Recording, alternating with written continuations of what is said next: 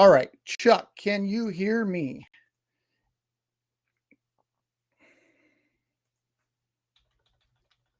Should be able to hear me now. If so, I'm going to start over, make sure I get everything right, but I think you can hear me now.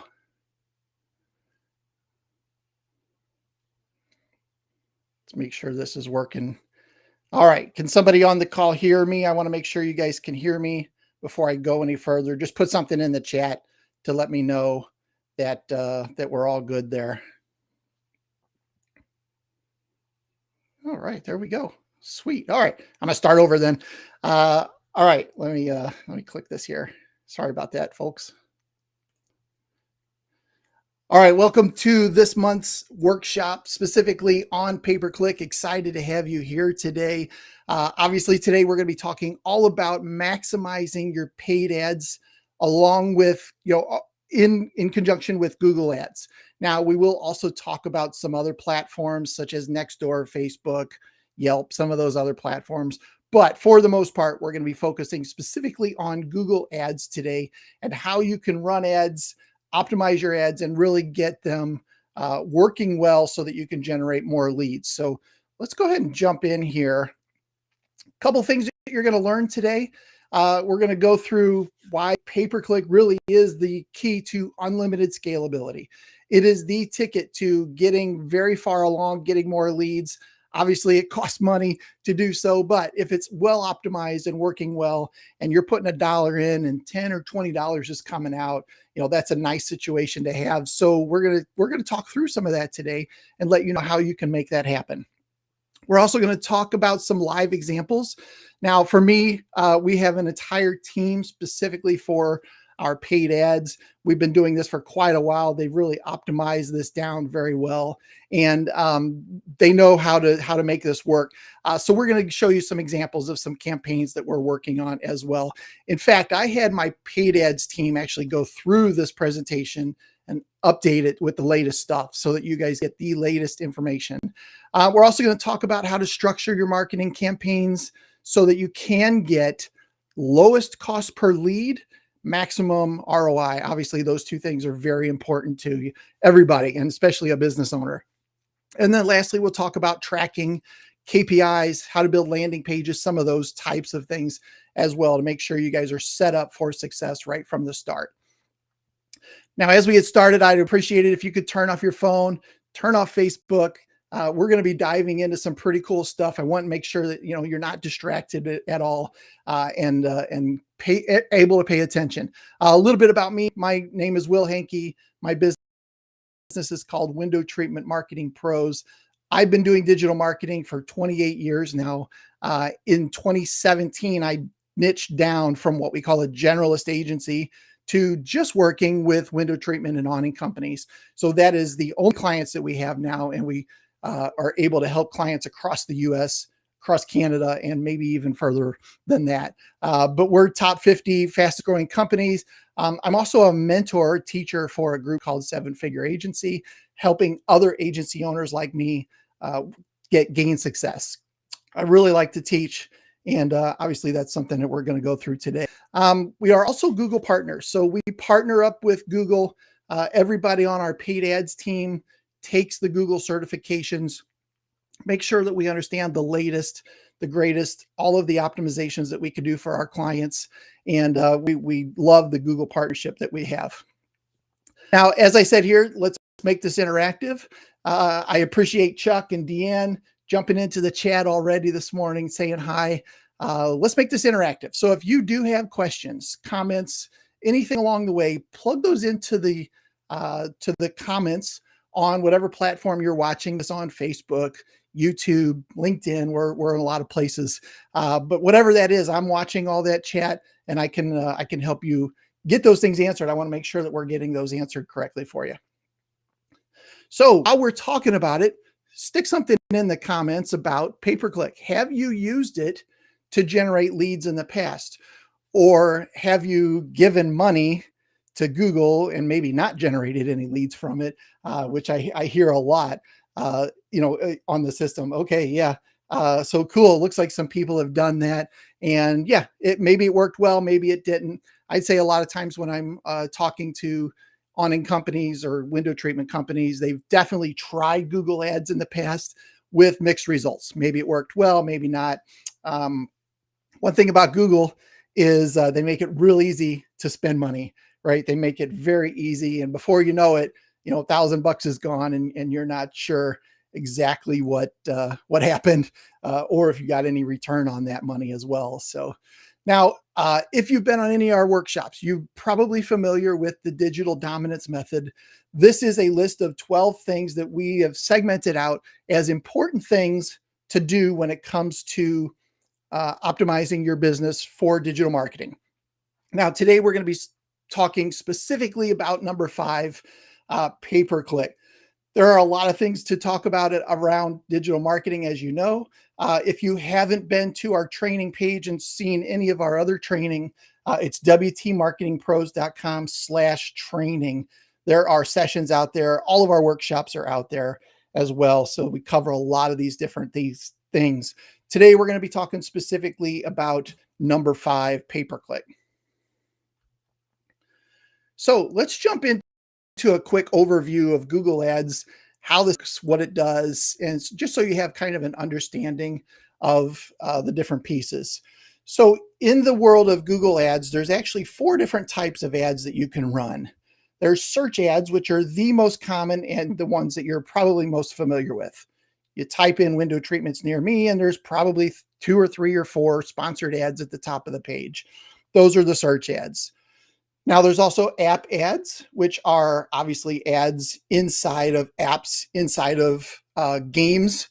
Farmville used to be the game back in the day, right? But there's hundreds, thousands of games on mobile devices that you can play inside of those, and even not games, but just apps that you use every day. You can put ads inside of those as well. If there's an app that a lot of your customers are using, you could show your ads inside of that app, very likely, which is pretty cool. There's also video ads. So the number 2 search engine in the US is YouTube, and that happens to be owned by a company called Google. So video ads are a fantastic way to get in front of people. Specifically, what I really like on the video ad side is what we call retargeting ads, which we'll talk about a little bit later on. But these ads that somebody has to watch before they watch the video they want to watch. And you can target people that have already been to your website, things like that. Very cool way to go about things. And then last is display ads. These are ads on other websites. Sometimes you'll be on a website and over on the right or at the top, you might see an ad or a banner or something like that. Those are the display ads, and those are pretty common as well. Now, when it comes to audiences, who do you want to see your ads? There's a couple things you can do. You can target customers that you know. You can exclude customers and only show new customers. So let me back up. Target customers that you know. You could actually upload a list of customers that you want to show your ads to and show your ads to those people. Now, you could also upload that list and do the opposite. Say, I want to show my ads to people who are not these people, right? They've already bought from me. We've got them on our monthly newsletter. We don't need to waste money or budget showing our ads to them because we've already got them in the system, right? And then the big one, the green one here, is reach users similar to your customers.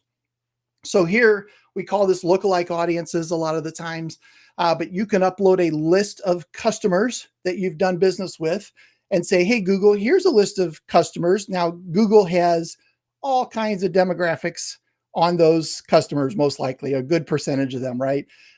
And what they can do is they can find out what all the commonalities are with those demographics and then build an audience of people that look like the audience you uploaded and show your ads to them.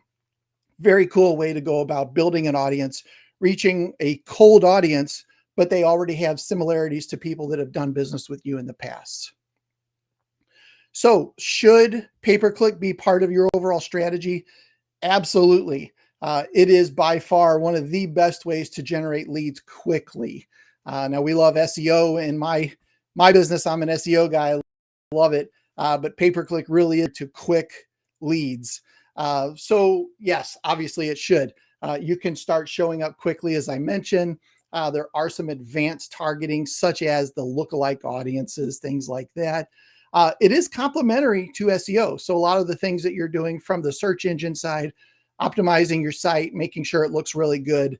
All of those things, kind of work together, which is really nice. And then scalability, is you can go as far distance as you want. You can bid on as many keywords as you want. And there is definitely scalability. If you can prove to yourself that the ROI is there, like I said, you put $1 in and $10 comes out, how many dollars you want to put in? So, right? It can be a fantastic program for you. So we're going to jump into number 5 here. Now, in the world of lead gen, as an agency owner that helps people marketing their businesses, the two pieces that really should work together is SEO and pay-per-click. SEO is a slow grow, but long-term strategy, great benefits and great growth. Pay-per-click is the short term. Let's get some leads and some lead flow through our system as soon as possible. So let's talk about structure. I want to make sure you guys understand kind of the overview of how you should structure a Google ad campaign. So there's a couple different things that you can do. You can do a brand campaign, such as somebody types in your brand name. You should obviously be bidding on those keywords and doing SEO to rank organically number 1 for that. But definitely should be doing a brand campaign. So if somebody's just looking you up, you want to make sure they can find you, right? They've already been exposed to you, maybe through a referral or some other way, and they just need to get a hold of you. A lot of times those types of customers are coming to your website and probably just looking for a phone number. That's really what they're after, so that they can set an appointment. They don't have to go through being sold or deciding if you're the right business or not. So, and then there's general window treatments. So all of window treatments, I just want to bid on everything, or same for awnings, right? I just want to bid on everything related to that. Now, inside of that campaign, you should build different ad groups, and each ad group should target a specific thing. In most cases, that is types of products, right? So you should have an ad group for blinds. You should have an ad group for shades. You should have an ad group for awnings, whatever different things you sell. Each of those should be a separate ad group inside of your campaign. That makes it a little bit more specific, so that when you write the ads, they make sense to the product that you're trying to sell, and ultimately what people are searching for as well. So lots of different ways that you can go about building the ad groups, but you definitely want to kind of build them out according to the different pieces, the different products really that you offer, I guess would be the best way to do that. In the Google ad system, this is what it looks like. You've got the different ad groups on the left. You click ad groups, and then you see those different groups, of course. Now on the left, you can also do this by different areas, different items that you offer, and start to build out those different types of things. You can see this for a couple different types of agencies or different businesses. Now, the ones we're after obviously is the window treatment related stuff, right? So the other piece of this is, okay, got my campaign set up. I've got my different ad groups. Now I need to know what kind of keywords do I want my ads to show? So when somebody types something in, I want my ad to show or not show, right? When it comes to that, there are 3 types of keywords that you can put in. Phrase match basically says, I only want my ad to show if somebody uses awnings near me, if they use those 3 words in that order. Now, the trick here is there could be words before that or after that. So they could say, show me a list of dealers that do awnings near me, right? In that case, your ad would show because it has that phrase in there. Same for awnings in Dallas, Dallas awnings, obviously. Only if they use that exact phrase with words before or after or not, your ad would show. Broad match is the most broad and probably should never be used, but that is draperies. So anytime anybody's searching for anything related to draperies, show my ad. That's a great way to spend a ton of money really quickly because Google starts to make some assumptions about some things that maybe aren't that great. Let's say somebody types in cheap draperies from Walmart, right? Your ad would show if you were just doing a broad match search. So, excuse me, you got to be real careful with the broad match. I would recommend against it in most cases. The third one is exact match. Now, in the world of exact match, your ads would only show when they typed this exact thing in, nothing before, nothing after. So if somebody went to Google and typed in Dallas drapery, your ad would show. If they say Dallas drapery near me, your ad would not show. So exact match and phrase match are the best ways to go about this. And for the most part, as you dial this in, exact match really is probably the only one you'll need. As you continue to run ads, you'll notice how people are engaging with your ads and which ones they're clicking on. And you can kind of start dialing down on some of the more broad related or even the phrase match type keywords and just go the exact match route in most cases. Now, the other side of keywords is what we call negative keywords. These are keywords that if they type in, I do not want my ad to show. So this is where things like cheap, Home Depot, right, Costco, blinds. A lot of our clients don't want to spend money on ads for blinds because they're going up against Amazon and Home Depot, and they're low margin, and not a lot of money involved. So could also be around jobs, ideas, people that are searching for DIY type stuff. You probably don't want your ads to show for those sorts of things as well. Last is competitor names. So definitely worth considering putting in negative keywords around your competitors' names. So we actually put together a policy where we won't run competitor name ads for our clients. What we've done over the years is we've tried this several times, and a lot of our clients think, you know what? Let's I want to crush ABC blinds down the street. So if somebody types that in, I want my ads to show. But what we found is they never converted. If they did call, they pick up the phone and call, almost always they said, oh, I thought this was ABC blinds, not XYZ blinds. This is not the company I'm looking for. So we tend to just not do any competitor names at all. It's not worth it. It's not worth the time. And you can see here's a search for somebody who is doing this type of thing. When you type in Made in the Shade, you get some other company. This is somebody looking for a specific thing. So I think it's a waste of money, quite honestly. Now, when it comes to creating compelling ads, this is where kind of the dirt hits the road, right? Where you really need to start to get a little creative, maybe use AI, maybe get some different ideas going. But here are some fantastic ideas to help you kind of along with that. And that, first of all, is less is more. That's a big thing. The less you can kind of pile on somebody and just talk more about, hey, we can help you solve this problem, the better off you are. Also, tell them what to do. So click here, set an appointment, get started. Those types of calls to action are very important.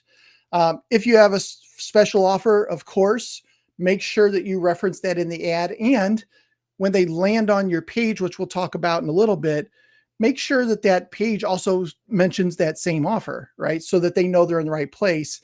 And that's what we call ad sent. So when I clicked on the ad and landed on a page, it still smells the same, right? It's not like I clicked on an ad for window treatments and now I'm on a page about window tinting or car repair or something, right? It seems the same, okay? And then give them one decision. So don't give them a bunch of options. Pick up the phone now, click here to set an appointment, whatever that is. Don't give them visitors a lot of options when they get to your site or to your landing page.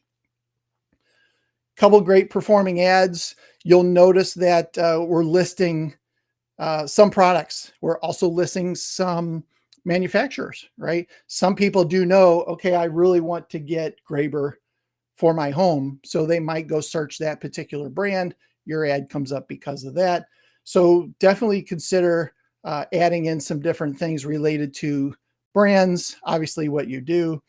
And then make sure to mention things in this case like mobile showroom, right? We'll come to you. Mention location, Sacramento. Make sure that you're not just saying, "Hey, we can do your window treatments." Give them kind of a reason to do so. In the one on the left here, actually both of them say "book now," right? So that we're being deliberate about what is the next step we expect someone to do when they see these ads. Now, there's also something called ad extensions. You'll see that below this ad here, there's a couple other, well they're called extensions, where you can actually add these for free in the Google Ad system. In this case, a book now button that goes to a set appointment page. You can pick up the phone and call us. You can click here to see a map and drive to our location if you have a physical showroom. That might be a really good one for you. But you can definitely add these extensions in. It definitely takes some time to add all these in, but they're very much worth it. And one of the big reasons they're worth it, quite honestly, is look at how much space they take, right? And they're pushing the other guys down a little bit. It also kind of separates the ad and makes this ad look a little more appealing versus the other two here. This one has all kinds of extra information in it, which is pretty cool. I love that they also do Murphy and cabinet beds. I just noticed that. So, but this one has more information, right? And there's no additional cost for you to do the ad extensions on your Google Ads. All right, I'm going to jump over and make sure there's no questions. If you have any questions, please put those in the chat. I want to make sure that I'm paying attention to that as well. So, all right. So landing pages. There's two ways to do ads, two places really to send traffic when somebody clicks on your ad. The first one is to your website. You can dump them to your website. Now, in this case, I definitely wouldn't recommend dumping them to your homepage, but you could do that. So because we built campaigns and then we built ad groups, each ad group has a product. At the least, you should dump them to that product page on your site, right? That would make the most sense. But that's one way to do it. The other way to do landing pages is just build what we call a landing page that is not part of your website. It is a separate page. Google doesn't see it, doesn't know about it, doesn't track it, anything like that. And when they land on this page, we also used to call these squeeze pages. So they land on the page, it has information about probably the product that they clicked the ad about. And the only thing they can do there is call the number or set an appointment. It's the only two things they can do. So they can't look around on your website and go to your About Us page and all that kind of stuff. The purpose really is just to get the lead. And that's the ones I like the best. But there's different ways of doing this. So a couple things that you need to know. Conversion tracking. So we haven't really talked a lot about this, and we'll cover this in a little bit here. But when you're creating ads and you're spending money, it would be really nice to know if that money is well spent or a waste of time, right? The only way to do that is to have something in place called conversion tracking so that you can see, okay, this person came through an ad, they clicked on the set appointment and they set an appointment, right? That is a conversion. This person came through, looked around, clicked the X in the corner and went on, not a conversion. So whatever that person came from, maybe that's not the best traffic. Maybe that's the poorly written ad. Maybe that keyword is not a great one to be bidding on. There's a lot of different things that could go into that. And then we mentioned earlier, your campaign really should be broken into ad groups. That way you can track and build ads more specifically to what people are searching for. Understand the different keyword match types. We went through that already. And don't forget about the negative keywords, right? Don't spend money on window treatment jobs, window treatment installed jobs or opportunities, those kinds of things. Make sure that you're doing that. And then write compelling ads. This again, great opportunity for you to use ChatGPT. Maybe say, here's an ad that I wrote. give me some other versions of this. Help me optimize this and maybe make it a little bit better.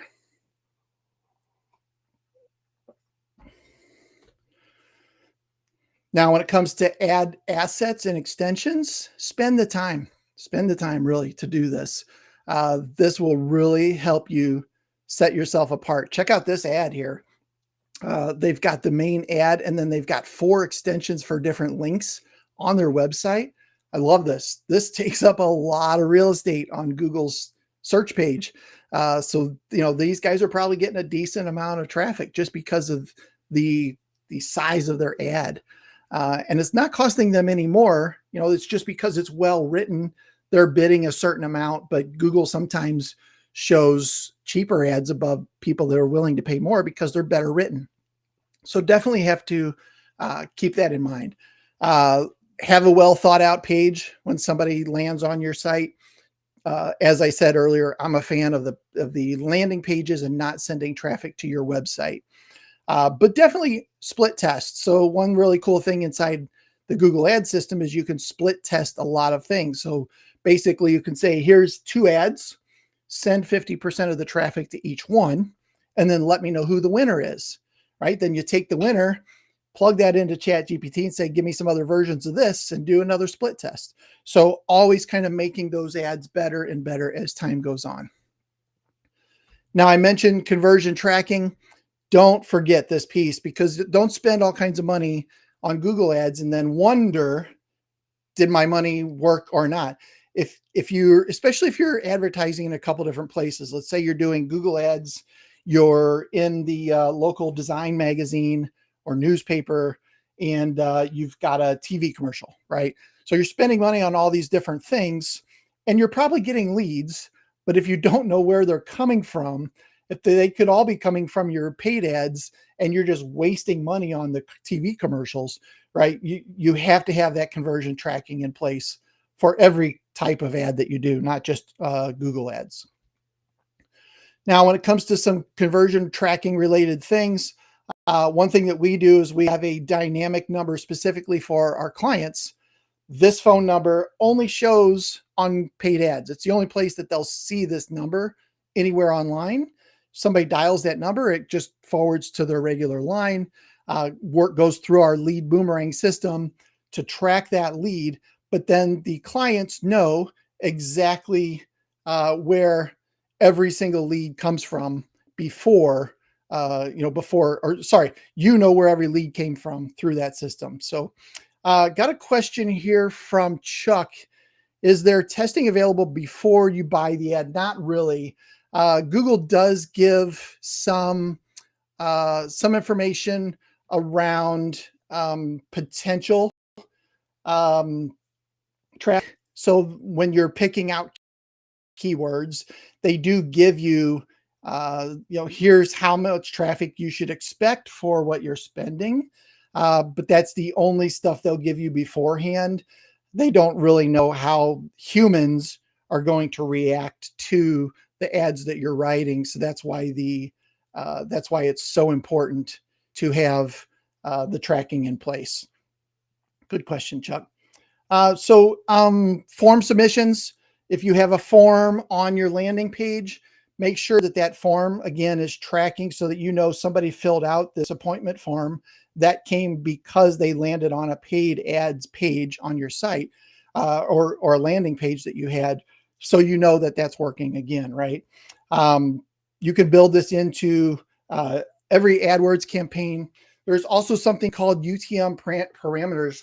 Got something in my mouth there.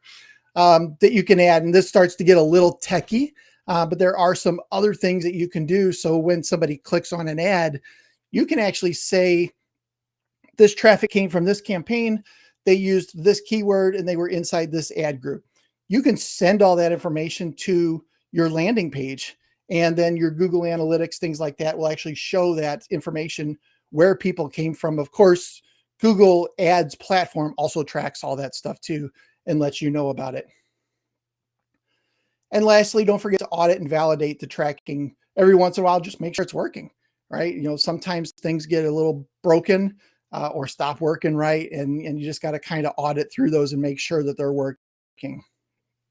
Now, when it comes to leads, KPIs or key performance indicators, there's a couple things you need to follow and keep track of. Obviously, your total spend.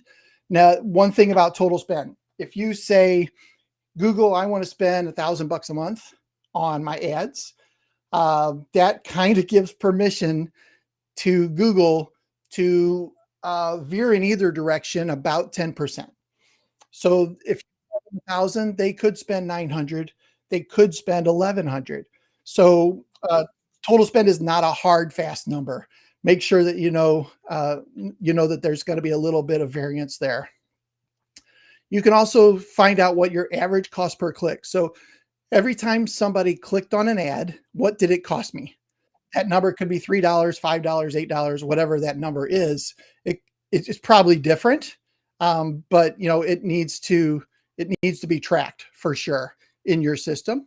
Also, cost per lead. This is probably the biggest thing that we track for our clients is how much did it cost for every lead that we got, and that number varies wildly. For window treatments, these numbers are actually probably a little bit low right now with the way that the economy has been pre-election, I should say. We had clients paying $200 and $300 per lead because it was quite competitive. It's definitely relaxed a little bit now, but on $85 to $180 is good for a cost per lead, with the idea that as you continue to do A/B testing and optimize you drive that number down. So even if you are $180 a lead in month one, you start doing some work, optimizing, you're driving that number down. By month 3, maybe you're at 160, right? By month 6, you're at 100, that kind of stuff. So it can really, you need to drive that number down as time goes on. Chuck is asking, what is this? Did I click on the right one here? What is a recommended spend for a reasonable ROI? Great question. So for our clients, we highly recommend that they start at $1,500 a month. If you start at $500 or $800 a month, what's going to happen is there's not going to be enough traffic for Google to learn who your audience is and who's going to convert. Ultimately, Google wants to send you the right traffic, right? So that you keep spending money with them. So they have to learn who that traffic is, their demographics, those sorts of things. So it depends partially on how much Google has learned, but we recommend for our clients to start at 1,500. And usually in month 3 or 4, our clients will say, you know what, this is working pretty well. Let's go ahead and add another 1,000 to it. Because again, as I mentioned earlier, you're putting $1 in and $10 is coming out, or whatever that number is. You can see that math because your conversion tracking is in place. Those types of things are working, and you can see that number, how many leads were generated. And then lastly, the most important KPI is return on investment. That's pretty obvious, right? For most everybody that's in business. When it comes to pay-per-click and SEO takes a while, right? On average, 4 to 6 months before you start to see any sort of movement on SEO. There's a lot of factors there depending on how authoritative your site is, how long it's been around, things like that. But it takes time. And eventually, at some point, your SEO will start to kick in. You'll start to rank for more and more terms. You'll start to get more and more traffic from that. In the meantime, if you need the phone to ring, you're stuck doing pay-per-click.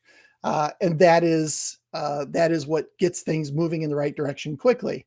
So a lot of times we'll see something like this for our clients where SEO will start to click in, and then we have a conversation around your paid ads. Do you want to turn them off? Do you want to turn them down? Do you want to move that budget to something else? And 50% of the time, clients just say, no, let's keep going. This is working. Let's not change it now. And then the SEO is just going to be extra leads on top of that, right?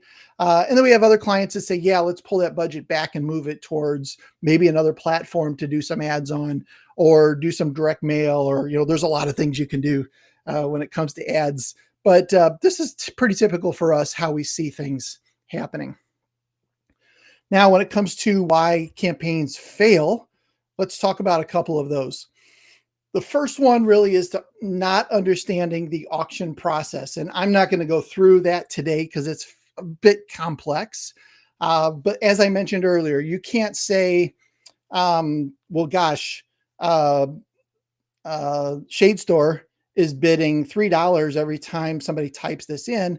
I'll just bid 310 and show up at the top. It doesn't work that way. If their ads, excuse me, if their ads are better written, then they're going to show up even though they're spending less.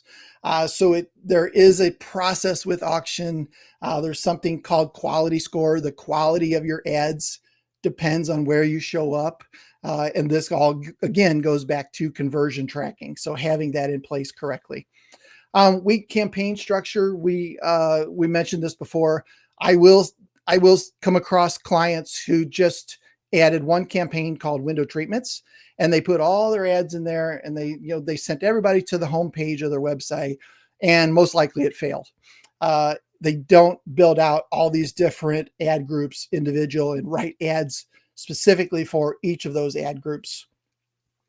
Poor targeting means you didn't target the right audience, right? That could be just one keyword, window treatments, right? Anybody that types anything like that in, I want my ad to show, that would be one way that people could waste their money.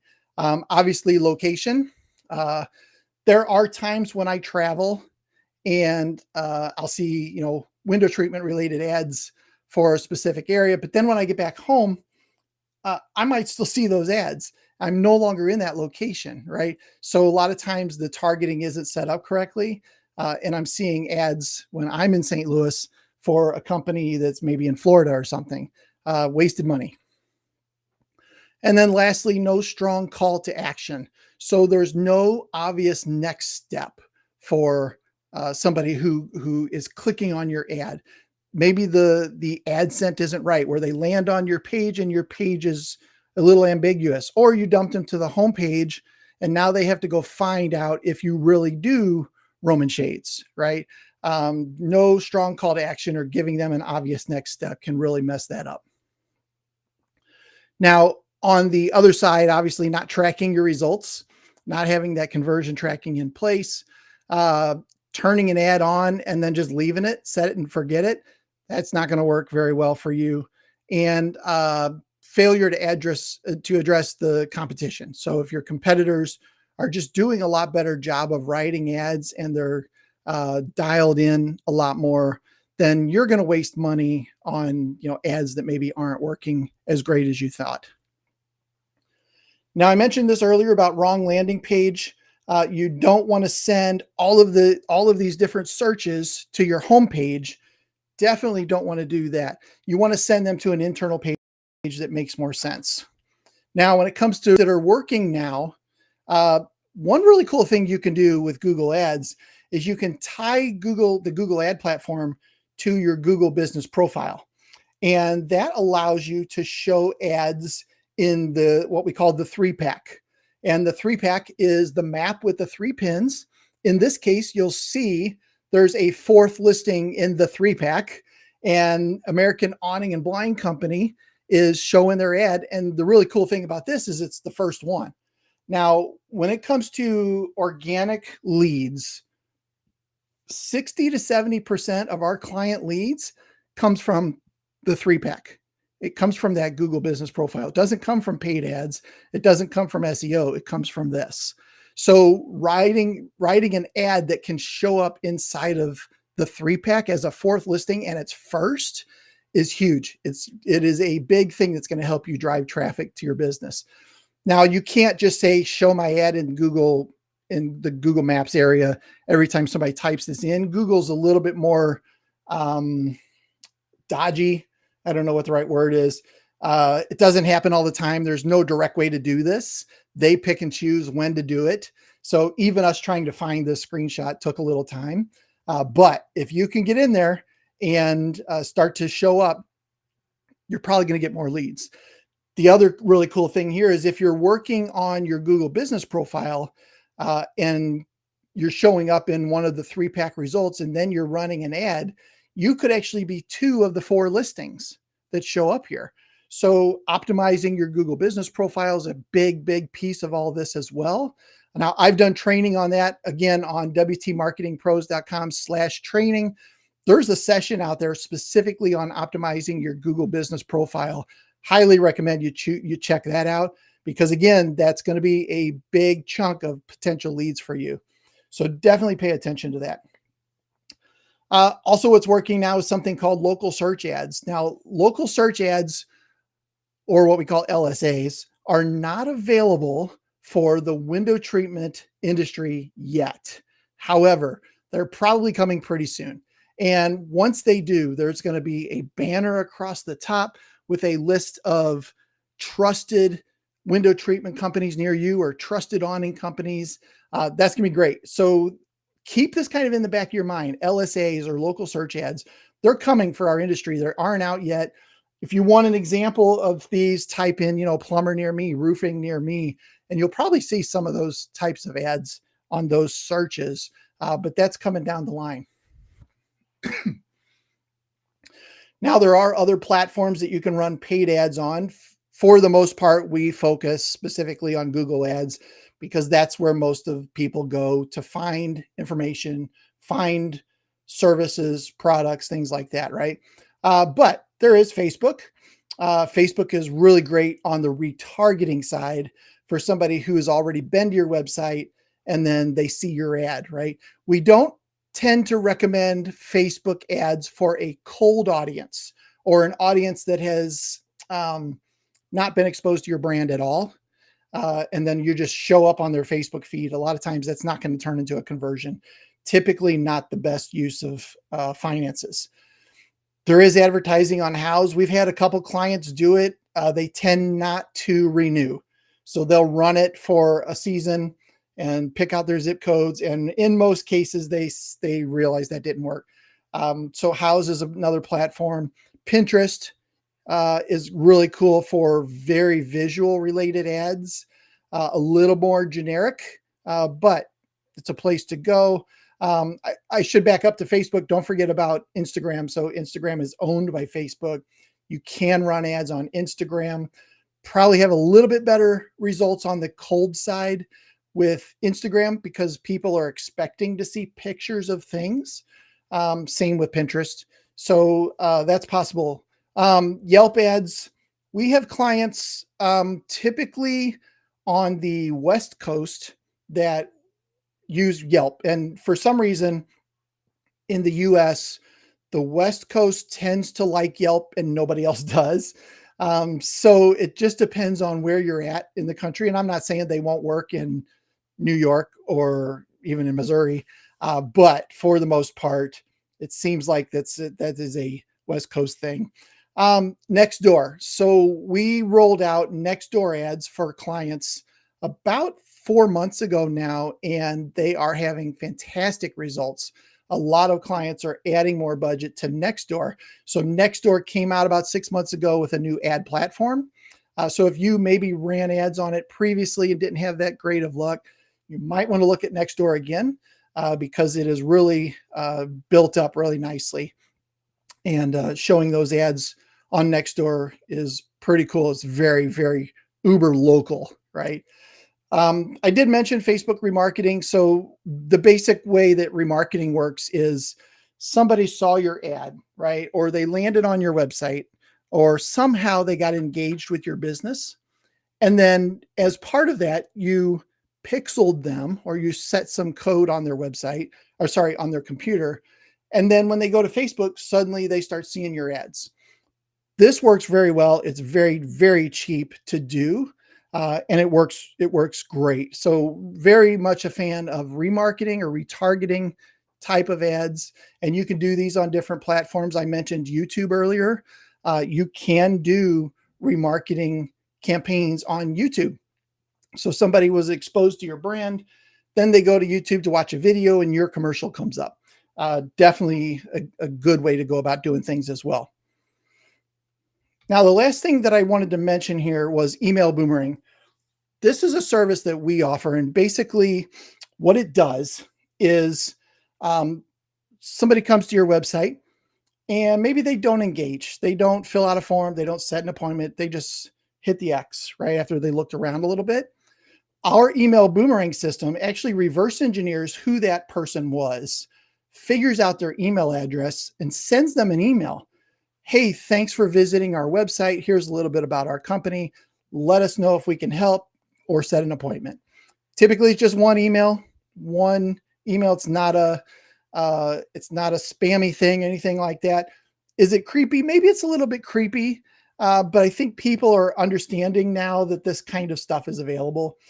But email boomerang is a great way to get in front of some of that paid ad traffic that you've paid for, but they didn't seem to engage at that particular time. Maybe they were just kind of researching things. So grabbing that email address and just saying, hey, we're here. Let us know if we can help you tends to work pretty well. All right. So as an overview, I'm not going to you, but you really need to break your campaign up into smaller pieces, have that conversion tracking in place. Don't forget about the ad extensions. Those can really start to set you apart a little bit. And then lastly, I wanted to talk a little bit about hiring a pay-per-click person to help you out. There are a lot of companies out there that just do paid ads and help companies with their paid ad platforms. We do not offer paid ads as a standalone service. It's only part of our overall marketing program. But if you were looking for a pay-per-click person, I wanted to make sure to put some information out there around what you should look for, right? I mean, you've got a lot of information from this to ask questions like, do you do conversion tracking? Do you send people to a landing page? Some of these things we've already kind of gone through, which can really help you out. But here's some other things. Will you delineate pay-per-click calls versus organic calls? So will we know when a lead comes in through the phone, will you know where it came from in the system? How much budget are you going to spend versus what are you as a management fee? Those are good questions. How will the landing pages be optimized? Will you be doing A/B testing on the different pages? That's called split test ads. So make sure you're doing that. What are the targets in terms of cost per lead and ROI? Cost per lead really is the big one here. How much does it cost you to acquire a lead? So that is some things that I wanted to make sure to cover. So let me jump back over, see if there's any questions. And then I've got some free stuff I want to make sure to get you guys as well. So if you have a question, put it into the chat and I'll make sure to grab that real quick. I want to make sure I've answered everybody as we go. All right. I don't see any questions right now. If you're typing one in, go ahead and type it. I'll see it come across. Let's talk about some free stuff. So the first thing is my book, Triple Your Window Treatment and Awning Leads. If you don't have a copy of this, let me get one in the mail to you. wtmarketingpros.com/book. Now, I've actually published a new book. This one is about 2 years old. I've actually got a new one called 10 Quick Wins. I'll put both of these in the mail to you absolutely free. So go to that QR code or go to the website, fill out the form, and I'll get this in the mail to you this week. And would love to have this in your hands. Now, keywords. One of the things that you've got to get started with is coming up with the keywords that if people type these things in, will they find us, right? So we've actually put together a list of the top 80, I think it's 81 keywords for the industry. And you can grab that absolutely free. There's no email opt-in, nothing like that. Just go grab it and download that list so you have it. There's the QR code. Of course, you could go to wtmarketingpros.com/keywords to grab that as well. And then lastly, if you want to talk about what you're trying to do and what you're trying to accomplish in the coming year, and you want to kind of get a strategy together, get an SEO review, let's jump on and talk. I'd love to have a conversation with you and just learn kind of what your goals are. And maybe there's a fit with us, maybe not. But at least I can get you some resources and get you moving in the right direction. That's wtmarketingpros.com/strategy. Would love to have an opportunity to speak with you, learn a little bit more about you, do a little bit of dive into your website, those kinds of things as well.